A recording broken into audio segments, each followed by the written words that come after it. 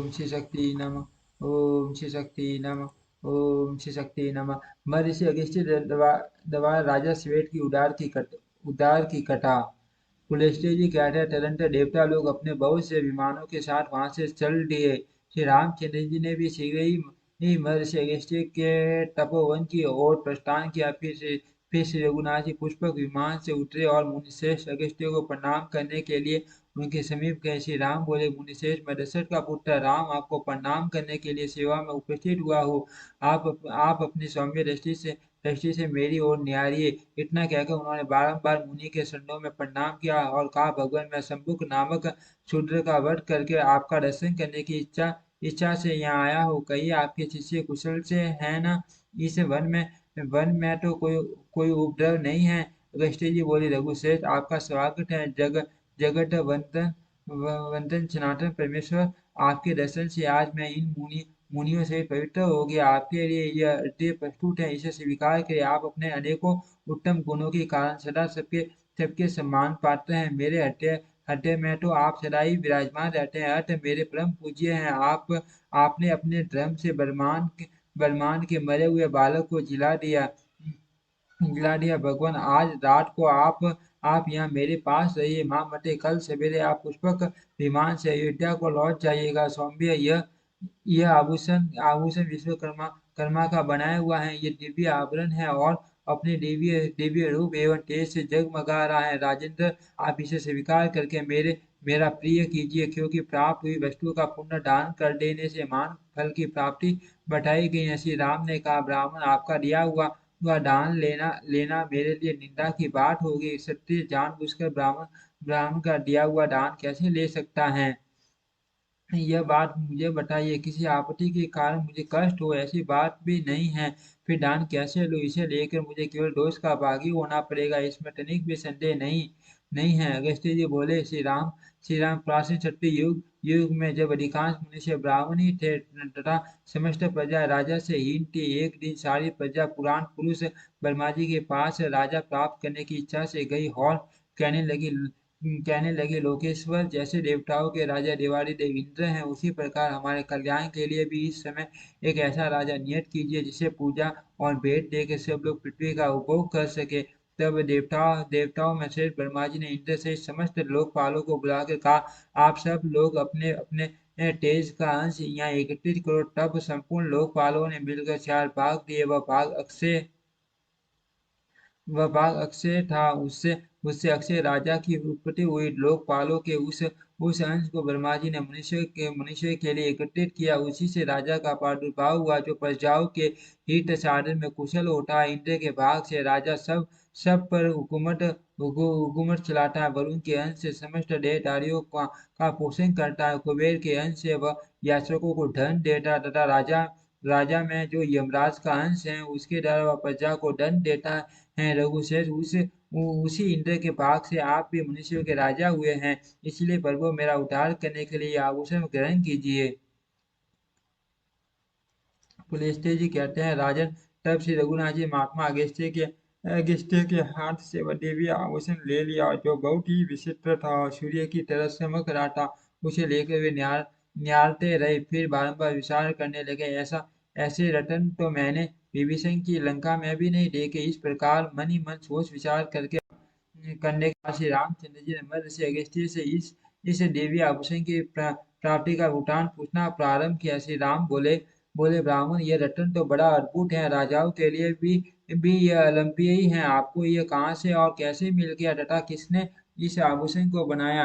अगस्त्य जी ने कहा, रघुनंदन, पहले त्रेता युग में एक बहुत विशाल वन था। इसका व्यास 100 योजन का था, किंतु उसमें न कोई पशु रहता था न पक्षी। उस वन के मध्य भाग में 4 कोस लंबी एक झील थी, जो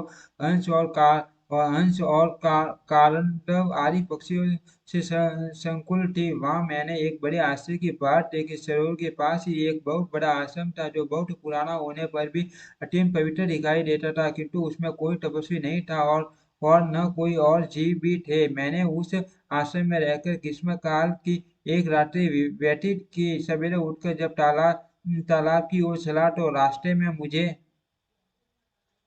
मुझे एक बहुत बड़ा मोटा दिख पड़ा, जिसका शरीर अत्यंत हष्ट-पुष्ट था। मालूम होता था कि किसी तरुण पुरुष की लाश है। उसे देखकर मैं सोचने लगा, यह कौन है? इसकी मृत्यु कैसे हो गई तथा यह इस मान-वन में आया कैसे था?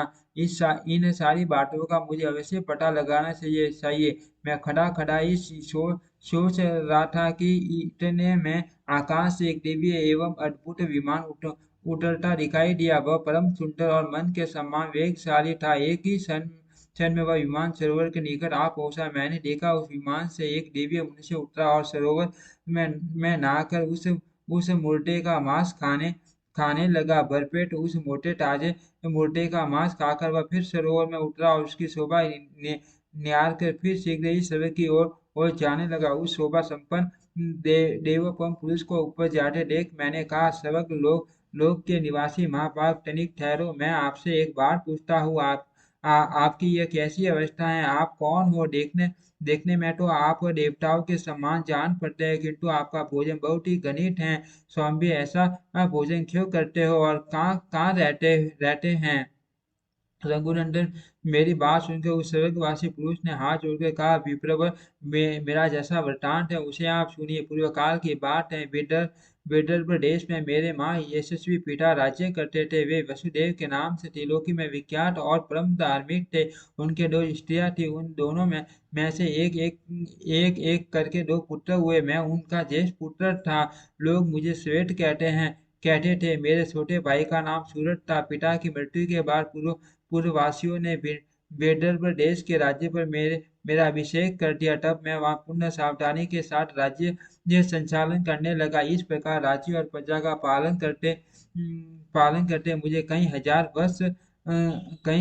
वर्ष बीत गए। एक दिन किसी निमित्त को लेकर मुझे प्रबल वैराग्य हो गया और मैं मरण पर्यंत तपस्या का निश्चय करके इस तपोवन में चला आया। राज्य पर मैंने अपने भाई महारथी सूरज का अभिषेक कर दिया था।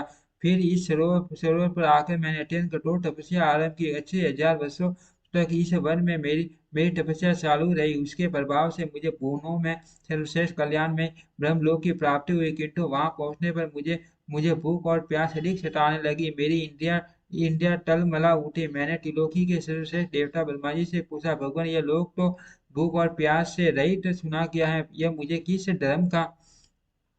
मुझे किस कर्म का फल प्राप्त हुआ है कि भूख और प्यास यहाँ भी मेरा पिंड नहीं छोड़ती? देव, शीघ्र बताइए, मेरा आहार क्या है? माँ मुने। इस पर ब्रह्मा जी ने बहुत देर तक सोचने के बाद का टाट पीठी पर कुछ दान किए बिना यहाँ कोई वस्तु खाने को नहीं मिलती। आपने उस जन्म में भीख मंगे को कभी भीख तक नहीं दी। जब जब आप राजभवन में रहकर राज्य करते थे, उस समय भूल से या मोहवश आपके द्वारा किसी अतिथि को भोजन नहीं मिला है, इसीलिए यहाँ रहते हुए भी आपको भूख प्यास का कष्ट भोगना पड़ता है। राजेंद्र, भांति भांति के आहारों से जिसको जिसको आपने बलिपाटी पुष्ट किया था, वह आपका उत्तम शरीर पड़ा हुआ है। उसी का मांस खाओ, उसी से आपकी तृप्ति होगी। ब्रह्मा जी के इनके ऐसा कहने पर मैंने पुनः उनसे निवेदन किया, पर वो अपने शरीर का भक्षण कर लेने पर भी फिर मेरे लिए दूसरा कोई आहार नहीं रह जाता, जिससे इस शरीर की भूख मिट सके तथा जो कभी सूखने वाला न हो, ऐसा कोई भोजन मुझे देने की कृपा कीजिए। तब ब्रह्मा जी ने कहा, आपका शरीर ही अक्षय बना दिया गया है। उसे प्रतिदिन खाकर आप तृप्ति का अनुभव करते रहोगे। इस प्रकार अपने ही शरीर का मांस खाते जब जब जब आपको 100 वर्ष पूरे हो जाएंगे, उस समय आपके विशाल एवं दुर्गम तपोवन में महर्षि अगस्त्य पधारेंगे। उनके आने पर आप संकट से जाओगे। राजस्य वे इंद्र से संपूर्ण देवताओं और असुरों का भी उद्धार करने में समर्थ है।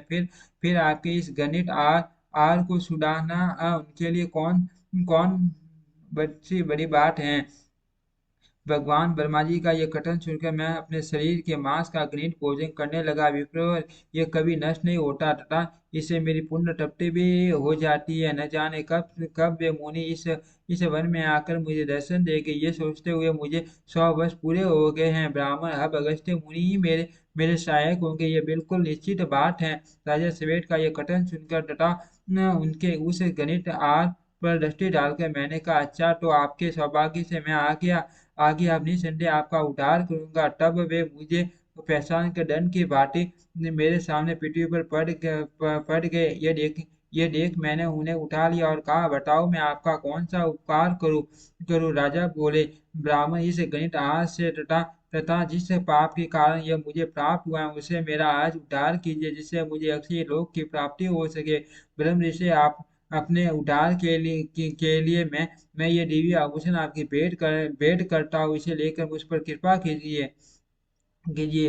रघुनंदन उस स्वर्गवासी राजा की ये दुख भरी बातें सुनकर उसके उद्धार की दृष्टि से वह दान मैंने स्वीकार किया। लोभवश नहीं, उस आभूषण को लेकर जो ही मैंने अपने हाथ पर रखा, उसी समय उनका वह मोटा शरीर अदृश्य हो गया।